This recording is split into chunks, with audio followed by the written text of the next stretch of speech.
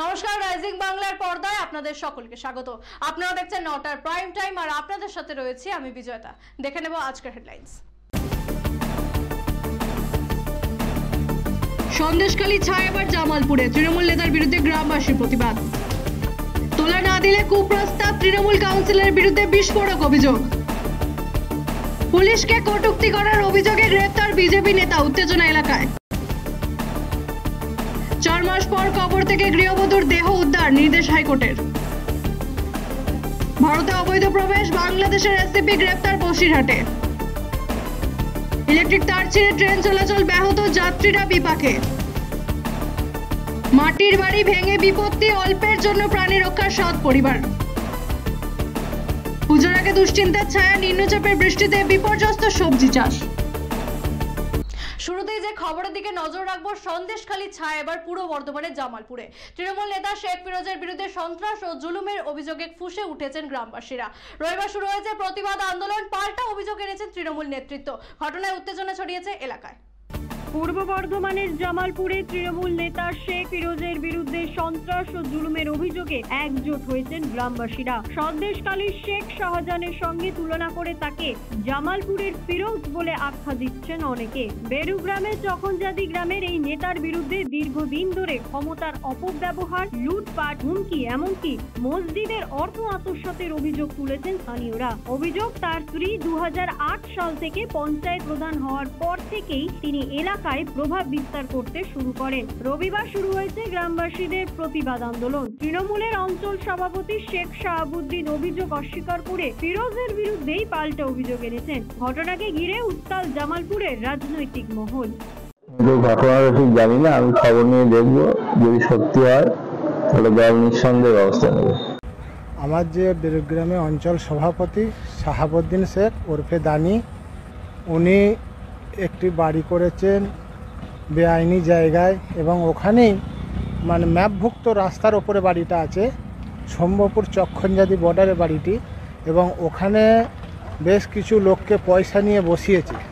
ওগুলো আমি প্রতিবাদ করাই, আমাকে মিথ্যা মামলায় ফাঁসানো হচ্ছে এবং মিথ্যাভাবে চক্রান্ত করা হচ্ছে, যাতে আমি একটু আমাকে দমাতে পারে। কিন্তু ওটা নয়, ও এতই মিথ্যাভাবে মানুষের কাছে প্রলোভন দিয়ে টাকা নিয়েছে, আর পয়সা মানুষকে কিছু কেমন করে দিয়ে একটা মানে দল তৈরি করেছে, মানুষকে ধমকানো, চমকানো, মানুষকে জোরজবস্তি করে কিছু আদিবাসীদের জমি কিনেছে। তৃণমূলের রাজত্বে গোটা বাংলায় এখন সন্দেশখালী রূপ নিয়েছে। জামালপুরের বেরুগ্রাম অঞ্চলকে সন্দেশখালী বানানোর কারিগর একমাত্র ফিরোজ নন, এর পিছনে বেরুগ্রাম অঞ্চলের তৃণমূল কংগ্রেসের সভাপতি দানি, ব্লক সভাপতি মেহমুদ খান সহ অন্যান্য কার্যকর্তারাও সমান দায়ী। আজ থেকে বেশ কয়েক বছর আগে 2022-এর আগস্ট মাসে ওই ব্লকের কিছু জনপ্রতিনিধি তারা পুলিশ সুপার এবং মমতা ব্যানার্জিকে লিখিতভাবে অভিযোগ জানিয়েছিলেন। সেই সময় যদি প্রশাসনের পক্ষ থেকে এদের বিরুদ্ধে ব্যবস্থা নিত, তাহলে আজকে জামালপুরে বেরুগ্রাম অঞ্চল সন্দেশখালী রূপ নিত না। রাজপুর সোনারপুরে তৃণমূল কাউন্সিলরের বিরুদ্ধে বিস্ফোরক অভিযোগ। বিধবা মহিলার দাবি, তোলা না দিলে দেওয়া হয়েছিল কুপ্রস্তাব। অভিযোগের ভিত্তিতে পুলিশ লতানির মামলা রুজু করে তদন্ত শুরু করেছে। তবে কাউন্সিলর কৃষ্ণপদ মণ্ডলের দাবি, রাজনৈতিক উদ্দেশ্যে তাকে ফাঁসানো হচ্ছে। অভিযোগ ঘিরে এলাকায় উত্তেজনা চরমে। রাজপুর সোনারপুর পুরসভার 11 নম্বর ওয়ার্ডে তৃণমূল কাউন্সিলর কৃষ্ণপদ মণ্ডলের বিরুদ্ধে বিধবা মহিলার কাছ থেকে তোলা দাবি ও টাকা না দিলে শারীরিক সম্পর্কের প্রস্তাব দেওয়ার অভিযোগ উঠেছে। মহিলা পুলিশের কাছে অভিযোগ দায়ের করেছেন। পুলিশ শ্লীলতাহানির মামলা রুজু করে তদন্ত শুরু করেছে। তবে অভিযোগ অস্বীকার করে কাউন্সিলরের দাবি, রাজনৈতিক উদ্দেশ্যে তাকে ফাঁসানো হচ্ছে। ঘটনাকে ঘিরে এলাকায় ব্যাপক উত্তেজনা ছড়িয়েছে। আমি কৃষ্ণপদার কাছে গেছিলাম যে দাদা সবাই তো দোকান বাঁধছে, আমি কি বাঁধতে পারবো? কৃষ্ণ বলতে আমাদের এখানকার কাউন্সিলর। বাড়িতে গেছি, বাড়িতে যাওয়ার পরে আমার বাবা গেছে, যাইও গেছে, বললো তোমরা বাইরে দাঁড়াও। বাইরে দাঁড়িয়েছি, বাইরে দাঁড়ানোর পরে আমার কাছে বলছে তুমি 50,000 টাকা দাও, নইলে আমার দিকে দেখো। দুটো অপশান দিলাম তোমাকে, দুটো অপশানের যে কোনো একটা মানলে আমার ছেলেরা তোমাকে গিয়ে দোকানে গিয়ে দোকান বেঁধে দেবে, তোমার দোকান। ভালো করে বেঁধে দেবে। তোমার দোকান তো এখন সামনে দরজা জানলা করা হয়নি, ভালো করে বেঁধে দেবে। হয় 50,000 টাকা দিতে হবে, নইলে তুমি আমার দিকে দেখো। ব্যারাকপুরে বিজেপি নেতা বিশাল জয়সওয়ালকে গ্রেফতারকে কেন্দ্র করে তীব্র রাজনৈতিক বিতর্ক। পুলিশের সঙ্গে বচসা ও কটূক্তির অভিযোগে তাকে আটক করেছে টিটাগড় থানার পুলিশ। রবিবার আদালতে তোলা হয় তাকে অভিযোগে মিথ্যে দাবি প্রাক্তন সাংসদ অর্জুন সিং এর। তার অভিযোগ তৃণমূলের ক্ষেত্রে পুলিশ নীরব আর বিজেপির ক্ষেত্রে কড়া পদক্ষেপ। ঘটনায় উত্তেজনা ছড়িয়েছে এলাকায়। ব্যারাকপুরে পুলিশের সঙ্গে বচসা ও কুকথা বলার অভিযোগে গ্রেফতার হয়েছেন বিজেপি নেতা বিশাল জয়সওয়াল। অভিযোগ, রাস্তার বেহাল অবস্থা নিয়ে প্রতিবাদে পথ অবরোধের সময় তিনি পুলিশের সঙ্গে ধস্তাধস্তিতে জড়ান। শনিবার তাকে গ্রেফতার করে পুলিশ এবং রবিবার তাকে ব্যারাকপুর আদালতে পাঠায় টিটাগড় থানার পুলিশ। ব্যারাকপুরের প্রাক্তন সাংসদ অর্জুন সিং বলেন, পুলিশ মিথ্যেভাবে বিশালকে গ্রেফতার করেছে। তিনি আরও বলেন, তৃণমূল নেতা কর্মীরা যখন পুলিশকে গালিগালাজ করে সেই সময় পুলিশ নিষ্ক্রিয় থাকে। পুলিশ তৃণমূলের দলদাসে পরিণত হয়েছে। এই ঘটনা ঘিরে শাসক বিরোধী রাজনৈতিক বিতর্ক তীব্র হয়েছে। সভাতে মারামারি হয়নি, ওরা একটা আন্দোলন করছিল, সেই আন্দোলনে রাস্তা যেভাবে অবস্থা খারাপ আছে তার পুনর্নির্মাণ হোক রাস্তা ভালোভাবে, সেটা পৌরসভার বিরুদ্ধে আন্দোলন। সেই আন্দোলনটাকে পুলিশ গিয়ে তাদেরকে উপরে অ্যাটাক করে মারধর করে, সেখানে প্রায় 7-8 জন উন্ডেড আছে। কস্তব বাগচি ছিল, বিশাল ছিল, ধরমপাল ছিল, এরা সব ছিল, আরও কতগুলো মহিলার উপরে অত্যাচার হয়েছে। বিশাল জয়সওয়াল তাকে রাত্রিবেলা পুলিশ অ্যারেস্ট করেছে, আজকে কোর্টে পাঠিয়েছে। আমিও যাব এখন কোর্টে। নেই ফালতু ওই পুলিশকে গালাগালি করা কেস, মানে পুলিশের কাছে আর তো কোনো অস্ত্র নেই। পুলিশ এখন তৃণমূলের দালালি ছাড়া তো কোনো কিছু কাজ নেই, তো পুলিশ ওই সব মামলাগুলো দিচ্ছে। আমাদের যেরকম ওই চন্দন গুপ্তা, তারপরে মানস দা, তারপরে আরও নীতিশ সিং বলে একটা ছেলে আছে, 3 জন রোজ পিসি টানছে কলকাতাতে। কবর থেকে 4 মাস পর তোলা হলো গৃহবধূর দেহ। কলকাতা হাইকোর্টের নির্দেশে আজ মুর্শিদাবাদের রঘুনাথগঞ্জে দেহ উত্তোলনকে পাঠানো হয় ময়না তদন্তে। মৃত ফাতেমা খাতুনের ঝুলন্ত দেহ উদ্ধার হয়েছিল চলতি বছরের এপ্রিলে। প্রথমে আত্মহত্যার দাবি করা হলেও পরিবারের অভিযোগ ছিল খুনের। ঘটনায় ব্যাপক চাঞ্চল্য ছড়িয়েছে এলাকায়। মৃত্যুর 4 মাস পর কবর থেকে তোলা হলো এক গৃহবধূর দেহ।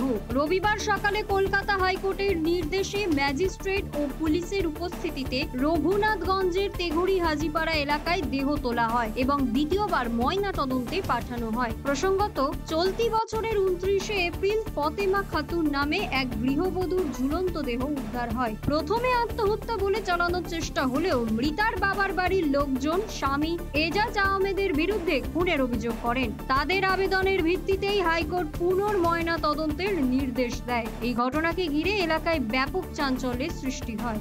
10 দিন আগে এজাজ আহমেদ 1 নম্বর আসামির সাথে ফাতেমা খাতুনের, আমার বোন, তার বিবাহ হয়। বিবাহিত যে পণের দাবি, সে দাবি দেওয়ার পরও দিন দিন মানে অত্যাচার ওদের বাড়তে থাকছে। তারপরে আমরা বুঝিয়ে টুঝিয়ে পাঠালাম যে আমরা যতদূর পাচ্ছি পণের ওদের দাবি চাহিদা পূরণ করেছি, তারপরেও ওরা দিন দিন অত্যাচার বাড়তেই থাকছে। তারপরে 29/4/2025 সন্ধ্যা 6:20 নাগাদ শুনতে পারি ফাতেমা খাতুনের শরীরে শারীরিক অবস্থা ভালো নয়। তারপর ঘটনাস্থলে যে দেখি ফাতেমা তার সিলিং ফ্যানে গলায় ওড়নার ফাঁস দিয়ে ঝুলানো আছে, কিন্তু পা সম্পূর্ণ বিছানায় আছে, বিছানায় ভাঁজ হয়ে আছে। এটা আমাদের যে ওরা পরিকল্পনা করে ওরা মেরে ফেলেছে। তার জন্য জঙ্গিপুর হাসপাতালে একবার পোস্টমর্টম হয়েছিল। তার জন্য এই আমাদের এই কোর্টে কোনো রায় পেলাম না, তার জন্য হাইকোর্ট থেকে অর্ডার দিয়েছে দ্বিতীয় পোস্টমর্টমের জন্য। তো দ্বিতীয় পোস্টমর্টমের জন্য এনসে কল্যাণীতে আবার দ্বিতীয় পোস্টমর্টম হবে। অবৈধভাবে ভারতে প্রবেশ করে গ্রেপ্তার বাংলাদেশের এক পুলিশ আধিকারিক। উত্তর 24 পরগনার বসিরহাটের স্বরূপনগর সীমান্ত থেকে আটক করা হয়েছে বাংলাদেশের assistant commissioner of police Ariful জামানকে। সীমান্তরক্ষী বাহিনীর হাতে ধরা পড়ার পর তাকে স্বরূপনগর থানার হাতে তুলে দেওয়া হয়। জানা গিয়েছে, রাজনৈতিক পালাবদলের পর থেকেই আত্মগোপনে ছিলেন তিনি। রোববার বসিরহাট মহকুমা আদালতে তোলা হয়েছে ওই আধিকারিককে। উত্তর 24 পরগনার বসিরহাটের স্বরূপনগর এলাকায় অবৈধভাবে ভারতে প্রবেশের অভিযোগে গ্রেফতার হয়েছেন বাংলাদেশের assistant commissioner of police Arifur Zaman. তিনি শনিবার রাতে বিথারি সীমান্ত দিয়ে ভারতে ঢোকার সময় সীমান্তরক্ষীর বাহিনী তাকে আটক করে স্বরূপনগর থানার হাতে তুলে দেয়। প্রাথমিক জিজ্ঞাসাবাদে জানা গেছে, হাসিনা সরকারের পরিবর্তনের পর ইউনূস সরকার দায়িত্ব নেওয়ার পর থেকেই তিনি আত্মগোপন করেছিলেন এবং নিজের জীবন রক্ষার্থে ভারতে প্রবেশ করেছিলেন। রবিবার তাকে বসিরহাট মহকুমা আদালতে পেশ করা হয়েছে। ফারাক্কা ব্যারেজের ওপর আটকে পড়লো প্যাসেঞ্জার ট্রেন। নিউ ফারাক্কার কাছে হঠাৎই ছিঁড়ে গেল ইলেকট্রিক তার। সকাল 8টা থেকে ব্যারেজের ওপর দাঁড়িয়ে ট্রেন বিপাকে শতাধিক যাত্রী। খবর পেয়ে রেল দপ্তরের কর্তারা ও আরপিএফ পৌঁছে গিয়েছে ঘটনাস্থলে। দ্রুত মেরামতির কাজ চলছে। রবিবার সকাল থেকে ফারাক্কা ব্যারেজের ওপর মালদা আজিমগঞ্জ প্যাসেঞ্জার ট্রেন আটকা পড়েছে। নিউ ফারাক্কা স্টেশনের কাছে হঠাৎ ছিঁড়ে যাওয়া ইলেকট্রিক তারের কারণে ট্রেনটি চলাচল করতে পারছিল না। সকাল 8টা থেকে ট্রেন ব্যারেজের ওপর দাঁড়িয়ে থাকায় যাত্রীরা ভোগান্তিতে পড়েছেন। রেল সূত্রে জানা গেছে, ইলেকট্রিক তার ছিঁড়ে যাওয়ায় চলাচলে গুরুতর ব্যাঘাত সৃষ্টি হয়েছে। অন্যান্য ট্রেনও আটকে পড়ার সম্ভাবনা তৈরি হয়। খবর পেয়ে ঘটনাস্থলে পৌঁছেছেন রেল দপ্তরের কর্মকর্তারা ও আরপিএফ আধিকারিকরা। দ্রুত সমস্যার সমাধানের চেষ্টা চলছে, তবে ট্রেন চলাচল স্বাভাবিক হওয়ার সময় এখনো অজানা। বাঁকুড়ার আগরদায় ভেঙে পড়লো দোতলা মাটির বাড়ি। অল্পের জন্য প্রাণী রক্ষা 7 পরিবারের, তবে মাথার উপর ছাদহীন প্রায় 25 গ্রামবাসী। আবাসন প্রকল্পে নাম থাকলেও সহায়তার না মেলার অভিযোগে ক্ষোভ। ঘটনাকে ঘিরে ফের শাসক বিরোধী দোষারোপ, অনিশ্চয়তায় দুর্গত পরিবার। টানা কয়েকদিনের নিম্নচাপের জেরে বিপর্যয় নেমে এসেছে জেলার বিভিন্ন প্রান্তে। শনিবার বিকালে বাঁকুড়ার আগরদা গ্রামে হুড়মুড়িয়ে ভেঙে পড়ে একটি দোতলা মাটির বাড়ি। ঘটনায় অল্পের জন্য প্রাণে রক্ষা পেয়েছেন 7টি পরিবার, তবে মাথার উপর ছাদ হারিয়ে কার্যত দিশেহারা হয়ে পড়েছেন প্রায় 25 জন গ্রামবাসী। আপাতত গ্রামের স্কুলে আশ্রয় নিয়েছেন তারা। গ্রামবাসীদের অভিযোগ, বহুদিন ধরে আবাসন প্রকল্পে নাম থাকলেও সরকারি সহায়তা মেলেনি। বাধ্য হয়ে পুরনো মাটির বাড়িতেই থাকতে হচ্ছিল তাদের। সেই বাড়ি ভেঙে পড়ায় ক্ষোভে ফুঁসছে দুর্গত পরিবারগুলি। সকালবেলায় আমরা সব উঠলাম পুরো ফ্যামিলি, দিয়ে দেখছি যে একটু একটু ছাড়ছে। এত ভাবতেও পারিনি যে আজকে বাড়িটা ধসে পড়ে যাবে। এবার আরো ছেলে বাচ্চা ঘরে আছে, সব বাইরে বাইরে মুখ হাত ধুতে বেরিয়েছে, আর আজকে ধসে পড়ে গেল। 7টা পরিবার থাকে। রাত্রেবেলা হলে সবাই জাকা হয়ে মরে যেত। অনেক অসহায়। থাকবেন কোথায়? কোথায় এখন তো স্কুলে থাকতে বলছে, সব পার্টির লোক স্কুলে যে থাকছে রাত্রের বেলায়, আর দিনের বেলায় ইতিহাস হেতায় সেটাই করে করে থাকতে হচ্ছে। কি করে চলবে ওইটাই তো আমরাও তো চিন্তা করছি। স্কুলে বলছে এখন কি করব, দেখি পার্টির লোক কি করে। আপনারা কি চাইছেন? আমরা বাড়ি চাই থাকার। আপনারা বাড়ি পাননি? না, নাম ছিল? নাম ছিল, শুধু খালি যদি বলতে পরের লটে আসবে, এই লটে নাই, ওই লটে নাই, এই লটাই করে করে আমি মানে 5 বছর কাটাচ্ছি। কোথাও ওই বাচ্চা কাচ্চা স্কুলে এখন থাকতে হবে। রাতের বেলা হলে আমরা সকলেই মারা যেত। লিস্টে শুনছিলাম নাম এসছে, কিন্তু কোনো কার্যকরী হয় নাই। আমাদের মতন মানুষরা আর কি পায় নাই। বেশিরভাগ মানুষ যারা দোতলা বাড়ি, জমি জায়গা, তারাই কেবলমাত্র এই সরকারি সুযোগ সুবিধা পায়। আমরা সব আমাদের মতন মানুষরা। আপনাদের বাড়ির দরকার ছিল? দরকার তো অবশ্যই, আমাদের মাটির বাড়ি তো অবশ্যই দরকার। মানে প্রধানমন্ত্রী গ্রামের মানে প্রধানমন্ত্রী আবাস যোজনার বাড়ির নাম ছিল আপনাদের? ছিল, শুনেছিলাম, কিন্তু কার্যকরী কিছু হয়নি। এ প্রসঙ্গে তৃণমূলের অভিযোগ, বিজেপির বঞ্চনার কারণেই তালিকাভুক্ত থাকা সত্ত্বেও দুর্গত পরিবারগুলি আবাসন পাননি। প্রধানমন্ত্রী আবাস যোজনার তালিকা প্রথম তৈরি হয়েছিল, তাতে ওদের সকলেরই নাম ছিল। তখন তো পরিবার ভাঙেনি। 3 জন পরিবারের প্রধান ব্যক্তি ছিলেন, তাদের 3 জনকারই নাম ছিল প্রধানমন্ত্রী আবাস যোজনার তালিকাতে। কিন্তু আপনারা সকলেই জানেন যে প্রধানমন্ত্রী আবাস যোজনার তালিকা ডিলে করে দেওয়ার জন্য, দেরি করে দেওয়ার জন্য তারা ঘর পায়নি। অনেকেরই ঘর পায়নি সেই সময়তে। পরবর্তীকালে মাননীয় মুখ্যমন্ত্রী মমতা বন্দ্যোপাধ্যায় বাংলা আবাস যোজনার কথা ঘোষণা করেছেন, এবং সেখানেও বিজেপি বারবার চেষ্টা করেছে যাতে সে সমস্ত ঘরগুলো না হয়। তার জন্য তদন্ত করিয়ে অনেককে বাদ দিয়েছে। আমাদের পঞ্চায়েত, বিজেপির পঞ্চায়েত, তাদের তত্ত্বাবধানেই চলছে, তারাও অনেক বাড়িঘরকে বাদ দিয়েছে। তা সত্ত্বেও কিন্তু এদের নাম আছে, এখনো পর্যন্ত পায়নি। পাবে, প্রায়োরিটি লিস্টে নাম আছে, না পাওয়ার কোনো জায়গায় নেই। স্বচ্ছতার সাথেই সমস্ত কাজ এগিয়ে যাচ্ছে, এটুকু আশা রাখতে পারি। গাফিলতিটা কোন জায়গায়? গাফিলতি যেহেতু প্রায়োরিটি লিস্টে নাম আছে, পাবে, সকলেই পাচ্ছে। আগে পিছু তো হয়, এটা তো কিছু করার নেই। অন্যদিকে বিজেপির পাল্টা দাবি, তৃণমূলের দুর্নীতি আর পক্ষপাতিত্বের জন্য প্রকৃত মানুষ বঞ্চিত হয়েছেন। একদম নয়। কেন্দ্রীয় সরকার বলেছিল যে প্রত্যেক মানুষকে বাড়ি দেবো, যদি এদের লিস্টে নাম না থাকে। তৎকালীন তখন পঞ্চায়েতে তৃণমূল ছিল, আমরা 2 বছর বিজেপি জিতেছি। এদের বাড়ি ভাঙা পরেই আমরা সঙ্গে সঙ্গে খবর পেয়ে পঞ্চায়েত থেকে যতটা সম্ভব সহযোগিতা করেছি। আমি নিজে মোটরসাইকেলে করে এসে এদেরকে তিরপল পৌঁছে দিয়েছি। এবং প্রধানমন্ত্রী আবাস যোজনায় না হয় ঘর পায়নি, দিদিমণি তো ঘটা করে বলেছিল যে প্রত্যেককে আবাস যোজনায় নাম দেওয়া হবে।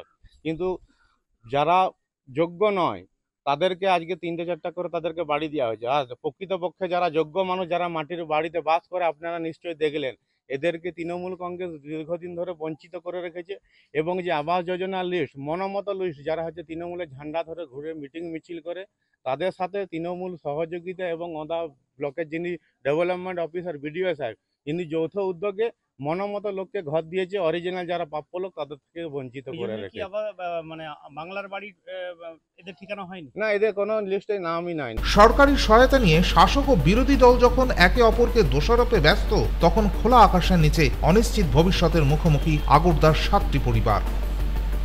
বাঁকুড়া থেকে সুচিন্ত গোস্বামীর রিপোর্ট, রাইজিং বাংলা। পুজোর আগে কৃষকদের ঘরে নেমে এলো হতাশার ছায়া। টানা নিম্নচাপের বৃষ্টিতে পূর্ব বর্ধমানে একাধিক এলাকায় সবজি চাষ পুরোপুরি জলমগ্ন। কৃষকদের আশঙ্কা, এভাবে চলতে থাকলে উৎপাদন খরচই উঠবে না। উৎসবের মরশুমে আলো নয়, অন্ধকার নেমে এসেছে শতাধিক কৃষক পরিবারের ঘরে।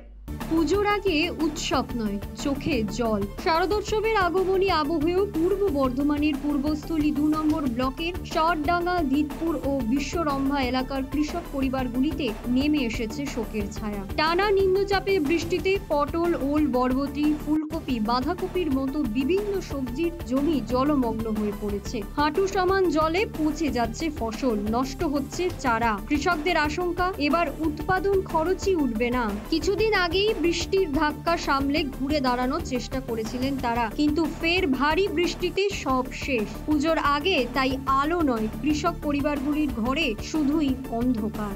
এই তো আমি জলের মধ্যেই দাঁড়িয়ে আছি। এই তো পটল গাছে গোড়াটা সব পচে যাচ্ছে। কতটা লাগিয়েছেন পটল? আমার এইখানে ধরুন 1 বিঘা আছে। এই জল না নামলে কি সমস্যা হবে? জল না নামলে গোড়াগুলো পচে পটল গাছ আস্তে আস্তে সব মরে যাবে।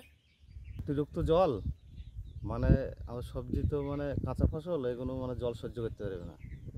মানে এত পরিমাণে জল মানে ডুবে গিয়েছে।